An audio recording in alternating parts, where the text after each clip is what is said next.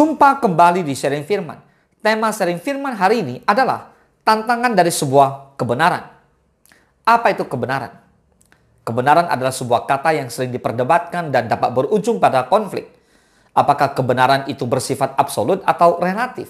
Sebagai anak-anak Tuhan, kita sering diperhadapkan untuk memilih kebenaran. Apakah kebenaran yang kita yakini adalah kebenaran yang sesungguhnya? Yohanes 8 ayat ke-32, dan kamu akan mengetahui kebenaran, dan kebenaran itu akan memerdekakan kamu. Katakan amin. Mari kita bahas. Dalam hidup ini, kita dihadapkan pada berbagai kebenaran, baik dari firman Tuhan maupun dari pengalaman hidup. Namun, menerima dan menjalani kebenaran bukanlah hal yang mudah. Kebenaran seringkali menantang kenyamanan kita, mengubah cara pandang kita, dan bahkan menuntut pengorbanan. Hari ini, kita akan merenungkan 3 tantangan dari sebuah kebenaran dalam kehidupan kekristenan. Yang pertama, kebenaran menantang kebiasaan lama. Efesus 4 ayat 22-24, yaitu bahwa kamu berhubung dengan kehidupan kamu yang dahulu harus menanggalkan manusia lama yang menemui kebinasaannya oleh nafsunya yang menyesatkan, supaya kamu dibaharui di dalam roh dan pikiranmu, dan mengenakan manusia baru yang telah diciptakan menurut kehendak Allah di dalam kebenaran dan kekudusan yang sesungguhnya. Nah, sebagai manusia, kita cenderung nyaman dengan kebiasaan lama, meskipun kita tahu itu tidak benar. Kebenaran firman Tuhan memanggil kita untuk berubah dan meninggalkan cara hidup yang lama. Contoh nyata adalah kisah Zakeus. Setelah bertemu Yesus yang mengubah hidupnya dan mengganti segala sesuatu yang diperolehnya dengan cara yang tidak benar. Nah, tantangannya, ayo, apakah saudara saat ini siap meninggalkan kebiasaan yang tidak sesuai dengan firman Tuhan? Lalu yang kedua adalah apakah kita mau dibentuk menjadi pribadi yang lebih baik oleh kebenaran firman Tuhan? Ayo, yang mau bersama-sama katakan amin. Kita tinggalkan kebiasaan kita yang gak baik, yang gak sesuai firman. Lalu kita mau dibentuk untuk menjadi pribadi yang semakin hari semakin serupa dengan Kristus. Boleh katakan amin? Itu yang pertama. Yang kedua, kebenaran menghadapi penolakan dunia. Yohanes 15, 18-19. Jikalau dunia membenci kamu, ingatlah bahwa ia telah lebih dahulu membenci aku.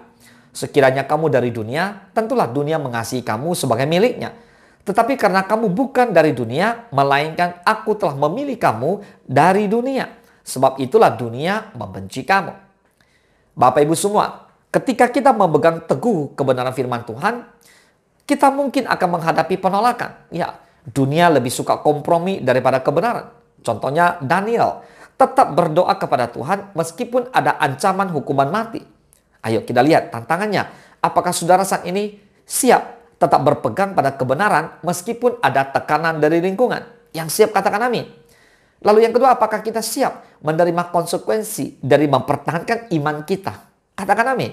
Karena ada konsekuensinya jika kita pertahankan iman, tapi kita percaya Allah tidak pernah meninggalkan kita. Amin. Yang ketiga, kebenaran menuntut tindakan dan keberanian. Yakobus 1:22, tetapi hendaklah kamu menjadi pelaku firman dan bukan hanya pendengar saja.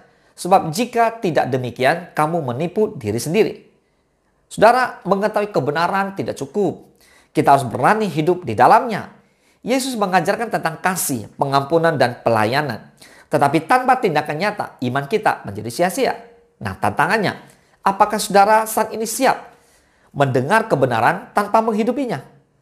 Harusnya saudara harus menjalankan kebenaran. Amin.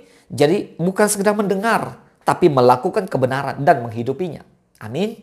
Yang kedua, bagaimana kita bisa menunjukkan iman kita melalui sebuah perbuatan? Ayo, segera melangkah dan melakukan kebenaran firman Tuhan. Yang mau katakan amin.